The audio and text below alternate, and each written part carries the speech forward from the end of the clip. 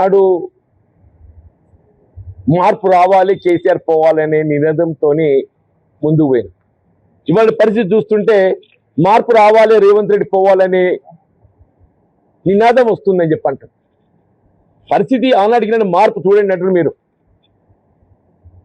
ఆనాడు మార్పు రావాలి, కేసీఆర్ పోవాలనే నినాదంతో ముందు పోతే ఇవాళ ఏమొస్తుంది నినాదం? మార్పు రావాలి, రేవంత్ రెడ్డి పోవాలనే కాడికి వచ్చింది. కేవలం 2 సంవత్సరాల కాలం మన ఎన్నికలు చేసినటువంటి వాగ్దానాలు నెరవేర్చులో ఏదైతుందో, మన ప్రజా ఆకాంక్షల మేరకు ఏదైతుందో నెరవేర్చలేకపోతున్నాం. కాబట్టి ఇంకో this is one of the example అని చెప్పంటున్నాను నేను. రేవంత్ రెడ్డి గారి నిర్లక్ష్య పాలనకు ఇదొక అద్దం పడుతుందని చెప్పంటున్నాను. రేవంత్ రెడ్డి గారి నిర్లక్ష్య పాలనకు సంక్షేమ కార్యక్రమాల అమలు